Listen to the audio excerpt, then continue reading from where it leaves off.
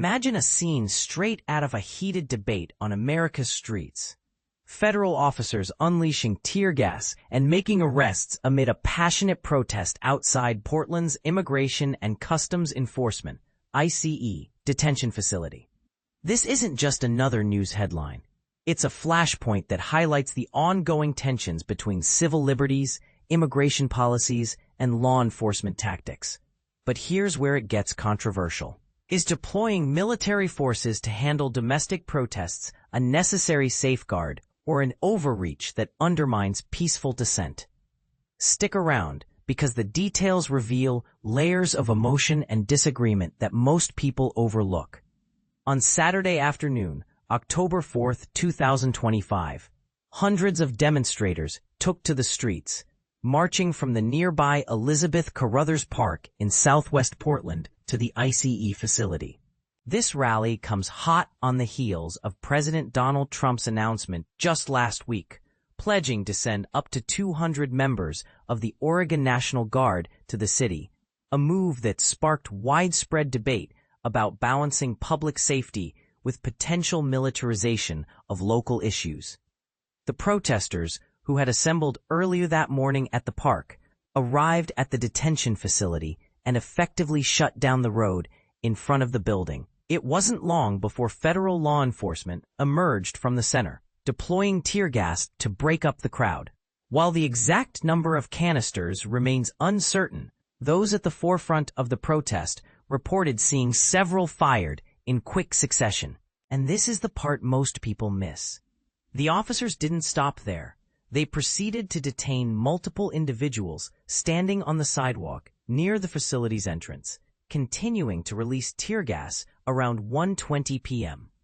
For context, ICE is a federal agency responsible for enforcing immigration laws, including detaining individuals awaiting deportation proceedings. Protests like this often stem from concerns over treatment of detainees, border policies, and the broader implications of such facilities in communities. It's a reminder that these events aren't isolated. They're part of a larger conversation about human rights and government accountability. At least 2 of the arrested protesters were set free later that day. Cascano shared his experience, noting he was held for about 90 minutes and issued a notice for trespassing, a charge that underscores the fine line between protest and perceived violation of property rights.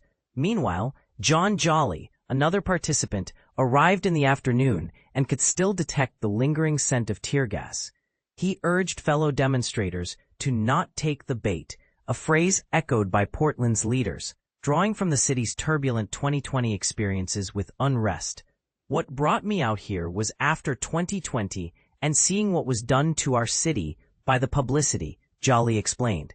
I don't want that to happen again.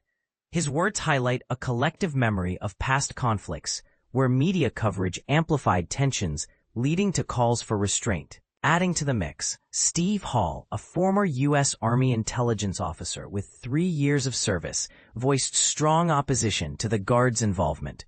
They, Guard troops, don't belong here, he stated. Our police force is adequate to take care of anything and everything, including the city and the county. This perspective introduces a counterpoint. Is relying on local law enforcement a more appropriate response, or does it risk underestimating the scale of potential unrest? It's a debate that pits military readiness against community policing. Then there's Brittany Carr from Milwaukee, who brought her 5-year-old daughter along. She mentioned her family had been tracking the protests via TikTok in recent days. I want to show her you know that this is not okay, that you can stand up for what you believe in, and we can come out here and we can protest peacefully, Carr said. Her story adds a personal, intergenerational layer, teaching the next generation about civic engagement through real-world examples, even as it raises questions about exposing children to such environments. This developing story may see further updates as more details emerge. But let's pause and reflect. In an era of polarized opinions, does the use of tear gas and arrests during protests represent a justified enforcement of order, or does it stifle voices demanding change? And what about the National Guard deployment? A proactive measure or a provocative escalation? I'd love to hear your thoughts. Do you side with the protesters' call for restraint, or do you believe stronger measures are needed to maintain peace? Share your views in the comments below. Let's discuss.